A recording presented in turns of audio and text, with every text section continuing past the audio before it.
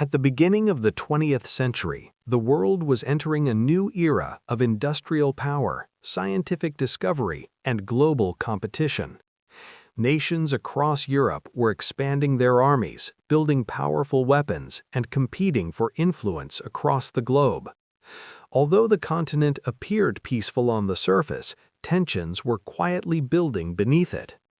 Many countries believed war was inevitable. By the early 1900s, Europe had become divided into two powerful military alliances. One group, known as the Allied Powers, included nations like France, Russia, and the United Kingdom.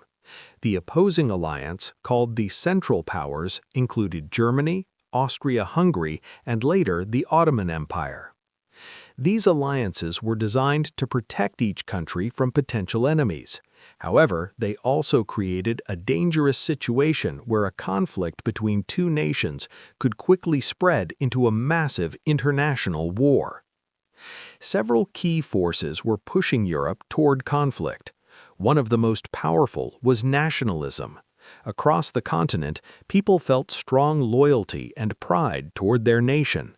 While this pride sometimes united people, it also created deep rivalries between countries. Another cause was militarism. Many European nations believed strong armies were essential for national security. Governments spent enormous amounts of money building armies, battleships, and new weapons. Military leaders gained influence over political decisions, and war began to seem like a possible solution to international problems. Imperialism also increased tensions. European nations were competing to control colonies and resources in Africa, Asia, and the Middle East. Rivalries over land, trade routes, and influence made relations between countries even more fragile. All of these pressures created a situation where Europe was like a powder keg waiting for a spark. That spark came on June 28, 1914. On that day, Archduke Franz Ferdinand, the heir to the throne of Austria-Hungary, visited the city of Sarajevo in Bosnia and Herzegovina. While traveling through the city with his wife, he was assassinated by Gavrilo Princip, a young nationalist who wanted independence for Slavic territories. The assassination shocked Europe. Austria-Hungary believed the attack was supported by the government of Serbia. With the support of Germany, Austria-Hungary issued an ultimatum to Serbia with extremely strict demands.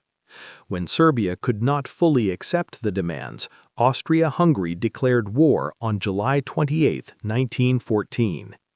Because of the alliance system, other countries were quickly pulled into the conflict. Russia mobilized its army to defend Serbia. Germany responded by declaring war on Russia and its ally France. Soon afterward, Germany invaded Belgium as part of its strategy to defeat France quickly. This violation of Belgium's neutrality caused the United Kingdom to declare war on Germany. Within a matter of weeks, much of Europe was engulfed in war. Germany's early military strategy was known as the Schlieffen Plan. The idea was to defeat France rapidly by attacking through Belgium before turning east to fight Russia. However, the plan did not succeed as expected. French and British forces stopped the German advance during the First Battle of the Marne in 1914. After this battle, the war on the Western Front turned into a long and deadly stalemate. Both sides dug massive trench systems stretching hundreds of miles across northern France and Belgium. Soldiers lived in muddy trenches filled with rats, insects, and constant danger from enemy fire. Between the two opposing trench lines was a deadly zone known as no man's land. Crossing this open space was extremely dangerous because soldiers faced machine guns, barbed wire, artillery explosions, and sniper fire. Life in the trenches was brutal. Soldiers suffered from disease, exhaustion, and constant fear. Rain often flooded the trenches, creating thick mud that made movement nearly impossible. Despite these conditions, armies continued launching attacks that resulted in enormous casualties. One of the most devastating battles was the Battle of Verdun, which began in 1916. German forces attempted to weaken the French army by attacking the fortress city of Verdun. The battle lasted nearly 10 months and resulted in hundreds of thousands of casualties. Another major battle that same year was the Battle of the Somme. On the very first day, the British Army suffered more than 50,000 casualties, making it the bloodiest day in British military history. New technologies made this war especially deadly. Machine guns could fire hundreds of bullets per minute. Heavy artillery could destroy entire areas with explosive shells. Poison gas, including chlorine and mustard gas, caused painful injuries and terror on the battlefield. Tanks were also introduced for the first time during the war. Although early tanks were slow and unreliable, they represented the beginning of modern armored warfare. Meanwhile, the war spread across other regions of the world. In the Middle East, the Ottoman Empire fought against British forces and their allies.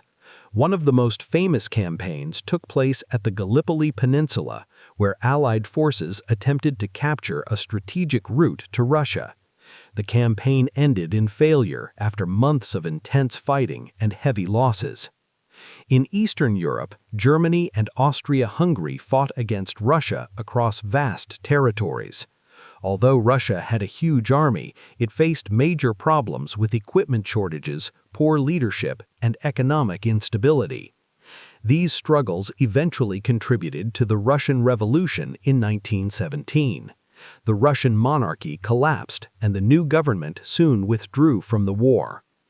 Another major turning point came when the United States joined the conflict in 1917. For several years, the United States had tried to remain neutral. However, Germany's use of submarine warfare against merchant ships and the discovery of the Zimmermann telegram changed public opinion. The telegram revealed a German proposal encouraging Mexico to join the war against the United States.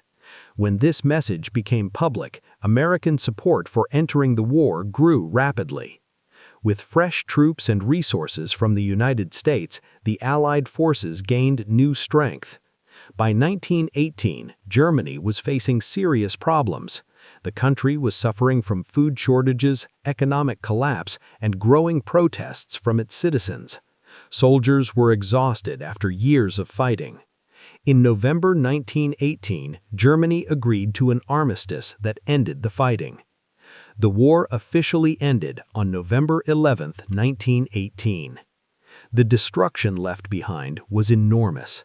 Entire towns and villages were destroyed, millions of soldiers were wounded, and millions more lost their lives. Civilians also suffered from famine, disease, and displacement. In total, 16 million people died during the war. After the fighting ended, world leaders gathered in Paris to negotiate peace. Their discussions resulted in the Treaty of Versailles, signed in 1919. The treaty forced Germany to accept responsibility for the war. It imposed heavy financial reparations, reduced Germany's military power, and took away large portions of its territory. Many people believed the treaty was too harsh and would create future problems. History would later prove this correct. The consequences of the war reshaped the entire world. Several powerful empires collapsed, including the Ottoman Empire, Austro-Hungarian Empire, German Empire, and Russian Empire. New nations were created across Europe and the Middle East. Political borders changed and new global tensions began to develop. Just 20 years later, many of these tensions contributed to the outbreak of another global conflict, World War II. Today, World War I is remembered as one of the most significant turning points in modern history. It changed political systems, transformed military technology, and reshaped the global balance of power. The war also left behind an important lesson. The devastating cost of war reminds humanity of the importance of diplomacy, cooperation, and peace. And that is the story of World War I, the war that reshaped the 20th century and changed the world forever.